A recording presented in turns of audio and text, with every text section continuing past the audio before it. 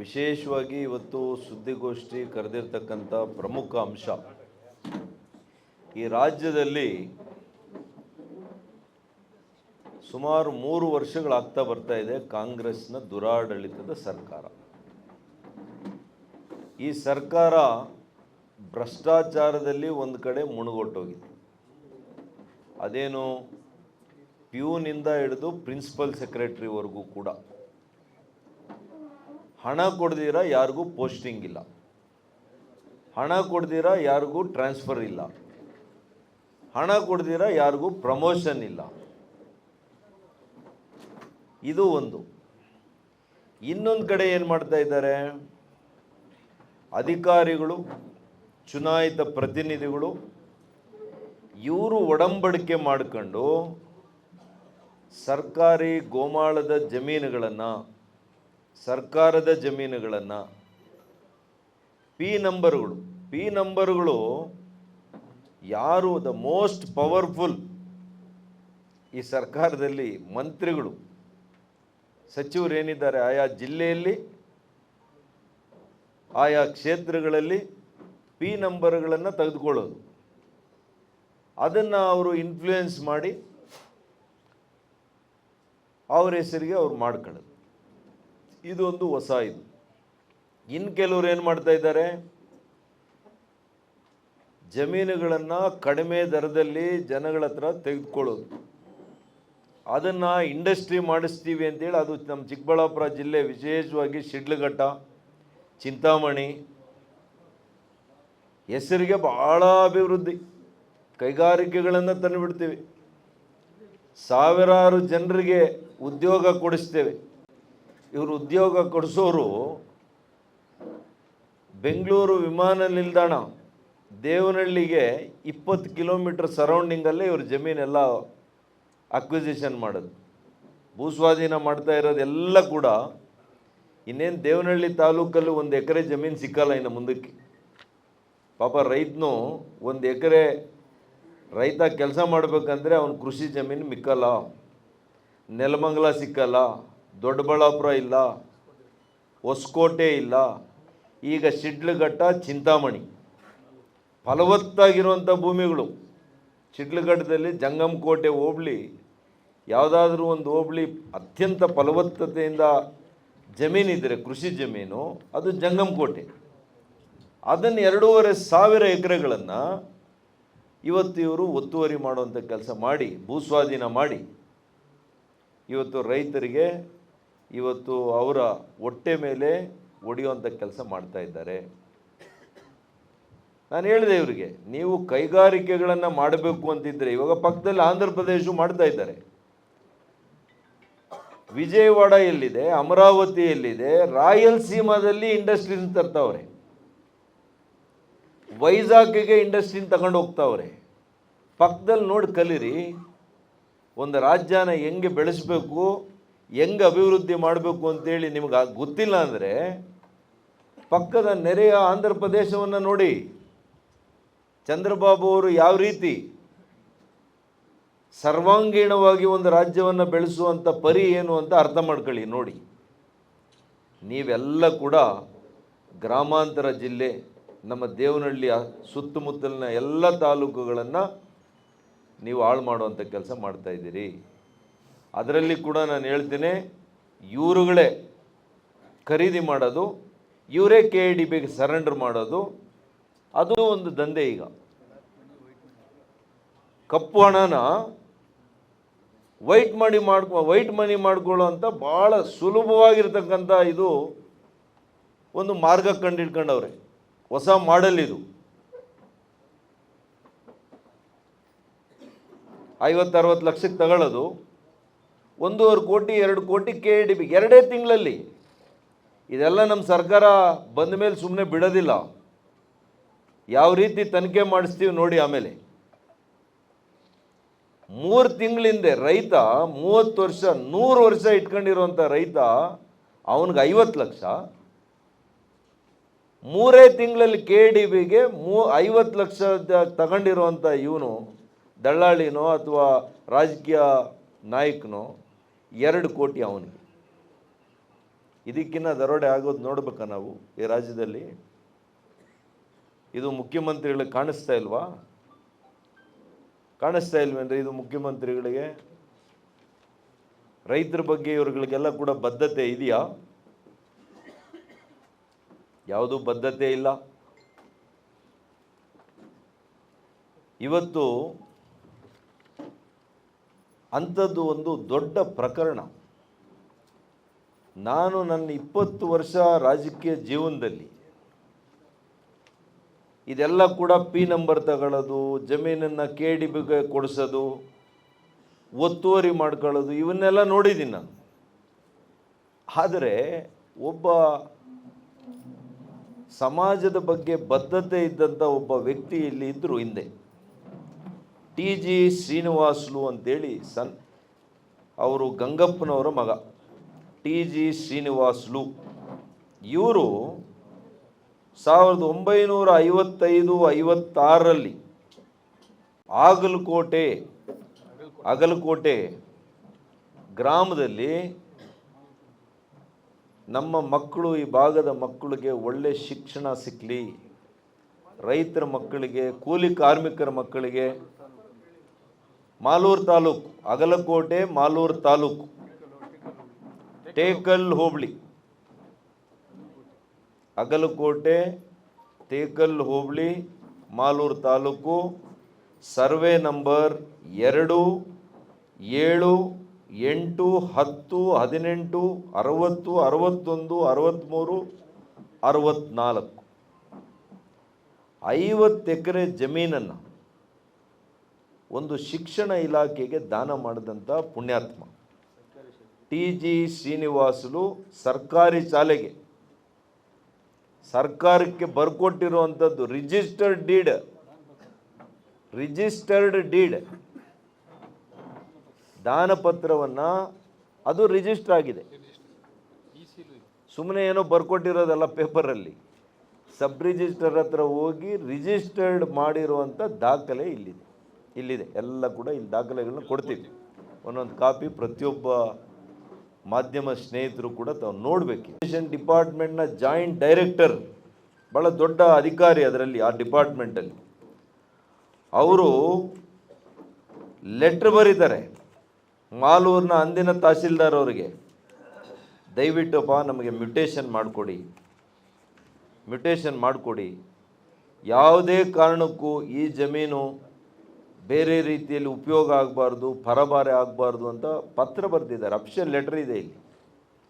ಯಾಕೆ ಅಂತಂದರೆ ನಿಮ್ಗೆ ಗೊತ್ತಿದೆ, ಮಾಲೂರು ತಾಲೂಕು ಇತ್ತೀಚಿನ ದಿನಗಳಲ್ಲಿ ನಮ್ಮ ಮಂಜುನಾಥ್ ಗೌಡರು ಎಲ್ಲ ಶಾಸಕರಾದ ಮೇಲೆ ಕೈಗಾರಿಕೆಗಳು ಬರೋದಕ್ಕೆ ಪ್ರಾರಂಭ ಆಗಿದೆ. ಇಲ್ಲಿನ ಜಮೀನೆಲ್ಲ ಕೂಡ ಭಾಳಷ್ಟು ಗಗನಕ್ಕೇರ್ತಾ ಇದೆ. ಲಾಜಿಸ್ಟಿಕ್ ಪಾರ್ಕ್ ಅಂತೆ, ಮ್ಯಾನುಫ್ಯಾಕ್ಚರಿಂಗ್ ಆನ್ಸಿಲರಿ ಯೂನಿಟ್ಸ್ ಬರ್ತಾ ಇದೆ, ಅನೇಕ ಇಂಡಸ್ಟ್ರೀಸ್ ಈ ಭಾಗದಲ್ಲಿ ಬರ್ತಾ ಇದೆ. ಯಾವಾಗಲೂ ಜಮೀನಿನ ಬೆಲೆ ಜಾಸ್ತಿ ಆದಾಗ ಫಸ್ಟಲ್ಲಿ ಯಾರು ಬರ್ತಾರೆ ಅಂದರೆ ರಿಯಲ್ ಎಸ್ಟೇಟ್ ಮಾಫಿಯಾ ಬರ್ತದೆ. ಅದರ ಜೊತೆಗೆ ಯಾರು ಬರ್ತಾರೆ?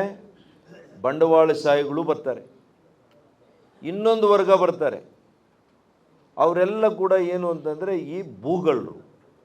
ಅವರೇನು ಸರಿಯಾಗಿ ಜಮೀನನ್ನು ತಗೊಳ್ಳಲ್ಲ. ಯಾವ್ಯಾವ ಸರ್ಕಾರಿ ಜಮೀನುಗಳು ಎಲ್ಲಿರ್ತದೆ, ಎಲ್ಲಿ ಕಬಳಿಸೋಣ,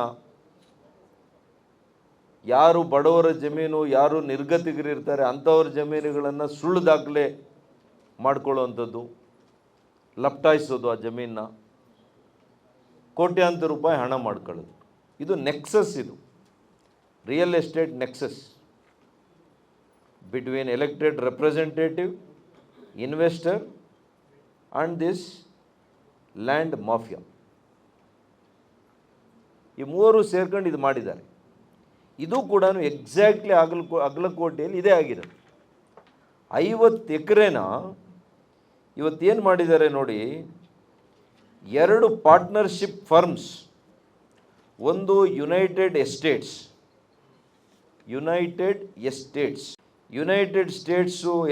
ಯಾರದು? It is represented by managing partner mister R Gangadhar.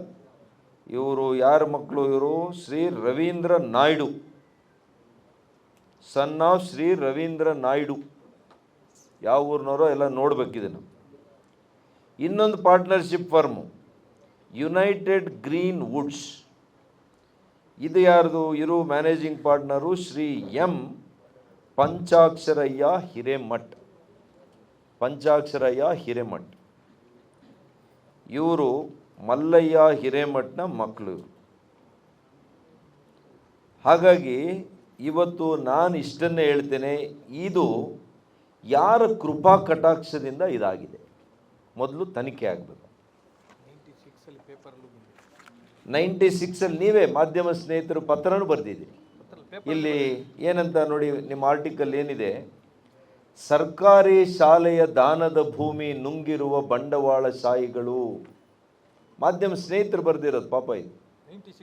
ನೀವು with commitment you are return this, with your investigative journalism ನೀವು ಮಾಡಿರುವಂಥ ಇದು ಕೊಡುಗೆ, ಇದು ಸಮಾಜಕ್ಕೆ ಮಾಡಿರುವಂಥ ಒಂದು ಕೊಡುಗೆ ನೀವು ಕೊಟ್ಟಿರೋದು. ಆದರೂ ಕೂಡ ಅಧಿಕಾರಿಗಳಿಗೆ ಎಚ್ಚರಿಕೆ ಇಲ್ಲ. ಶಿಕ್ಷಣ ಇಲಾಖೆಗೆ ಕೊಟ್ಟಿರುವಂಥ ದಾನ, ಸರ್ಕಾರಿ ಶಾಲೆಗೆ ಕೊಟ್ಟಿರುವಂಥ ದಾನ, ಇವತ್ತೇನು ಈ ಸರ್ಕಾರಕ್ಕೆ ಹೊಸ ಶಾಲೆ ಕಟ್ಟಬೇಕು, ಹೊಸ ತರಗತಿಗಳು ಕಟ್ಟಬೇಕು, ಏನೂ ಇಲ್ಲ. ಪಾಪ ನಮ್ಮ ಬಸವರಾಜ ಬೊಮ್ಮಾಯಿಯವರು ಮುಖ್ಯಮಂತ್ರಿಗಳಿದ್ದಾಗ 2 ವರ್ಷದಲ್ಲಿ 9,000 ಕ್ಲಾಸ್ ರೂಮ್ಸ್ ಕಟ್ಟಿದ್ವಿ. 9,000 ಕ್ಲಾಸ್ ರೂಮ್ಸ್, ಸರ್ಕಾರಿ ಕ್ಲಾಸ್ ರೂಮ್. ಅದಾದಮೇಲೆ ಒಂದೂ ಇಲ್ಲ. ಈಗ 2.5 ವರ್ಷದಲ್ಲಿ ನೋಡಿ ನೀವು ಯಾವುದಾದ್ರೂ ಒಂದು ಕ್ಲಾಸ್ ರೂಮ್ ಕಟ್ಟಿದ್ದಾರಾ ಅಂತ? ಇವು ಕಟ್ಟಿದ್ದಾರಾ ಸರ್? ಹಾಗಾಗಿ ಯಾರೋ ಪುಣ್ಯಾತ್ಮ ದಾನ ಮಾಡಿರೋಂಥ ಜಮೀನು ಸರ್ಕಾರಿ ಶಾಲೆಗೆ ಅಂತ ಅದನ್ನು ಫೋರ್ಜ್ ಮಾಡಿ 50 ಎಕರೆ ನೀವು ಪಾರ್ಟ್ನರ್ಶಿಪ್ ಕಂಪ್ನಿಗಳಿಗೆ ನೀವು ಪರಬಾರೆ ಮಾಡ್ತೀರಿ, ರೆಕಾರ್ಡ್ಸ್ ಬಿಲ್ಡ್ ಮಾಡ್ತೀರಿ ಅಂದರೆ ಇದನ್ನು ನೀವು ಇವತ್ತು ಕ್ರಮ ತಗೋಬೇಕು. ಇದೇ ಜಿಲ್ಲೆಯವರು, ನಮ್ಮ ಕಂದಾಯ ಸಚಿವರು ಕೃಷ್ಣ ಬೈರೇಗೌಡರು, ಅವ್ರ ತಂದೆಯವರು, ಅವ್ರ ಬಗ್ಗೆ ಅಪಾರವಾಗಿರ್ತಕ್ಕಂಥ ಗೌರವ ಇದೆ ನನಗೆ. ದಿವಂಗತ ಬೈರೇಗೌಡರು ಅವರಾಗಿದ್ದರೆ ಏನು ಮಾಡ್ತಾಯಿದ್ರು? ಇದನ್ನು ನಾನು ಇಷ್ಟೇ ಹೇಳ್ತೀನಿ, ಕೃಷ್ಣ ಬೈರೇಗೌಡರೆ ನಿಮ್ಮ ಬಗ್ಗೆ ಇನ್ನೂ ಕೂಡ ನಾನು ನಂಬಿಕೆ ಇಟ್ಕೊಂಡಿದ್ದೀನಿ. ಇಷ್ಟು ಹೇಳಿದ ಮೇಲೂ ಈಗ ನೀವು ಕರೆದು ತಕ್ಷಣ ಇದನ್ನು ರದ್ದು ಮಾಡಿ ತನಿಖೆ ಮಾಡಿ ಯಾರ್ಯಾರು ತಪ್ಪಿತಸ್ಥರಿದ್ದಾರೆ ಇವ್ರ ಮೇಲೆ ನೀವು ಕ್ರಮ ಮಾಡಬೇಕು. ಯಾರು ಕಲ್ಪಬಲ್ ಅಫೆನ್ಸಸ್ ಮಾಡಿದ್ದಾರೆ ಅಂಥವರು ಕಲ್ಪ್ರಿಟ್ಸ್ನನ್ನು ನೀವು ಬೆಳಕಿಗೆ ತರಬೇಕು.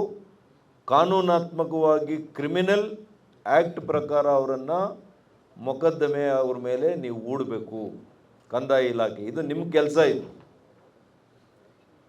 ಇನ್ ಅಸೋಸಿಯೇಷನ್ ಆಫ್ ಎಜುಕೇಷನ್ ಡಿಪಾರ್ಟ್ಮೆಂಟ್, ಇವತ್ತೇ ಕಮಿಷನರ್ ಎಜುಕೇಷನ್ ಡಿಪಾರ್ಟ್ಮೆಂಟ್ ನೀವೆಲ್ಲಿದ್ದರೂ ನಂಗೆ ಗೊತ್ತಿಲ್ಲ, ತಕ್ಷಣ ನೀವು ಕಂದಾಯ ಇಲಾಖೆಯ ಪ್ರಧಾನ ಕಾರ್ಯದರ್ಶಿಗಳು ನೀವಿಬ್ಬರೂ ಕೂಡ ಸೇರ್ಕೊಂಡು ಇವತ್ತು ಈ ಜಮೀನಿನ ಎಲ್ಲ ದಾಖಲೆಗಳನ್ನು DC ಅವರ ಹತ್ರ ತೆಗೆದುಕೊಂಡು ಬಂದು ಮೊದಲು ರದ್ದು ಮಾಡಬೇಕು, ಎರಡನೇದು ಇವ್ರ ಮೇಲೆ ಕ್ರಮ ಆಗಬೇಕು.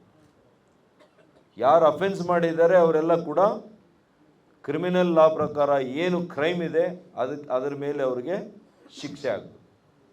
ಇಷ್ಟು ನೀವು ಮಾಡಬೇಕು. ಇದು ಪ್ರಾರಂಭ ಮಾಲೂರಿನಲ್ಲಿ ಆಗ್ತಾ ಇರೋದು ಹಗಲು ದರೋಡೆ. ಏನು ಇವತ್ತು ಅಗಲಕೋಟೆಯಲ್ಲಿ ಹಗಲು ದರೋಡೆ ಆಗಿದೆ, ಇದು ಮಾಲೂರಿನಲ್ಲಿ ಪ್ರಾರಂಭದ ಹೆಜ್ಜೆಗಳಿವೆ. ಇನ್ನೂ ಕೂಡ ಅನೇಕವಿದೆ ಅಂತೇಳಿ ಈಗಾಗಲೇ ಹೇಳ್ತಾ ಇದ್ದಾರೆ. ನಿನ್ನೆ ನಾನು ಬರ್ತೀನಿ ಅಂತ ಹೆಂಗೋ ತಿಳ್ಕೊಂಡು ಆಗಲೇ ನನಗೆ ಫೋನ್ ಮಾಡಿದ್ದಾರೆ ಯಾರು. ಅಂದರೆ ಇದು ಎಷ್ಟು ಡೀಪ್ ಇದೆ ಅಂತ. ಪಾಪ ನಮ್ಮ ಅಗಲಕೋಟೆ, ನಮ್ಮ ತೇಕಲ್ ಹೋಬಳಿಯಲ್ಲಿ ಇರುವಂಥ ಮುಖಂಡರುಗಳಿಗೆ ಗೊತ್ತಿರಲಿಲ್ಲ ಇದು ಹಿಂಗಾಗಿದೆ ಅಂತ. ಪಾಪ ಅವರು ಇವತ್ತೆಲ್ಲ ಕೂಡ ಊರಿನವರೇ ಬಂದಿದ್ದಾರೆ, ಆ ಭಾಗದವರೆಲ್ಲ ಬಂದಿದ್ದಾರೆ. ಪ್ರಧಾನಮಂತ್ರಿಗೆ ಲೆಟರ್ ಬರೆದಿದ್ದಾರೆ. ಮತ್ತು ನಾನು ಕೂಡ ಇದನ್ನು ಪ್ರಧಾನಮಂತ್ರಿಗಳಿಗೂ ಕೂಡ ಪತ್ರ ಬರೀತೀನಿ, HRD ಮಂತ್ರಿಗಳಿಗೂ ಪತ್ರ ಬರೀತೀನಿ. ಯಾಕೆಂದರೆ education, land, education is A concurrent subject. Centre ಮತ್ತು ಸ್ಟೇಟ್ ಎರಡೂ ಕೂಡ ನಿರ್ವಹಿಸುವಂಥ ಇಲಾಖೆಗಳಲ್ಲಿ ಇದು ಕೂಡ ಒಂದು ಶಿಕ್ಷಣ ಇಲಾಖೆ. ಹಾಗಾಗಿ ಇಂಥ ಬೆಲೆ ಬಾಳುವಂಥ 50 ಎಕರೆ ಉಪಯೋಗ ಮಾಡ್ಕೊಂಡು ನಾನು ಪ್ರಧಾನಮಂತ್ರಿಗಳಿಗೆ ಮನವಿ ಮಾಡ್ತೀನಿ, ಇದನ್ನು ತಗೊಂಡ ಮೇಲೆ ನಮ್ಮ ಕೇಂದ್ರ ಸರ್ಕಾರದ ಯಾವುದಾದ್ರೂ ಒಂದು ಪ್ರತಿಷ್ಠಿತವಾಗಿರ್ತಕ್ಕಂಥ ಶಿಕ್ಷಣ ಸಂಸ್ಥೆಗಳನ್ನು ಈ ಜಿಲ್ಲೆಯ ಜನರಿಗೆ, ಈ ತಾಲೂಕಿನ ಜನರಿಗೆ ಆಗುವಂಥ ರೀತಿಯಲ್ಲಿ ನಾನು ಕೂಡ ಈ ಕ್ಷೇತ್ರದ MP ಅವರಿದ್ದಾರೆ, ಅವ್ರನ್ನೂ ನಾನು ಎಲ್ಲ ಜೊತೆ ಸೇರ್ಕೊಂಡು ಈ ಭಾಗದ ಜನರಿಗೆ ಏನು ಸಾಧ್ಯ ಆಗ್ತದೆ ಶಿಕ್ಷಣ ಕ್ಷೇತ್ರದಲ್ಲಿ ಒಳ್ಳೆಯ ಸಂಸ್ಥೆಯನ್ನು ಮುಖಾಂತರ, ಒಳ್ಳೆಯ ಸಂಸ್ಥೆ ತರೋದ್ರ ಮುಖಾಂತರ ಈ ಭಾಗದ ರೈತರ ಮಕ್ಕಳಿಗೆ ಒಳ್ಳೆಯದಾಗಬೇಕು. ಮಾನ್ಯ ಕುಮಾರಣ್ಣವ್ರಿಗೂ ನಾನು ಹೇಳ್ತೀನಿ, ಇದ್ರ ಬಗ್ಗೆ ನಾವೆಲ್ಲ ಕೂಡ ಒಟ್ಟಾರೆ ಒಗ್ಗಟ್ಟಾಗಿ ಈ ಒಂದು ವಿಷಯವನ್ನು ನಾವು ಕೈಗೆತ್ಕೊಳ್ತೀವಿ. ಕೇಂದ್ರ ಸರ್ಕಾರ ಇನ್ನೇನು ನಾಳೆಯಿಂದ ನಮ್ಮ ಸೆಷನ್ನು ಪ್ರಾರಂಭ ಆಗ್ತಾಯಿದೆ, ಅಲ್ಲಿ ಕೂಡ ನಾನು ಈ ಒಂದು ವಿಷಯವನ್ನು ನನ್ನ ಧ್ವನಿಯನ್ನು ಎತ್ತುತ್ತೇನೆ ಅಲ್ಲಿ ಕೂಡ.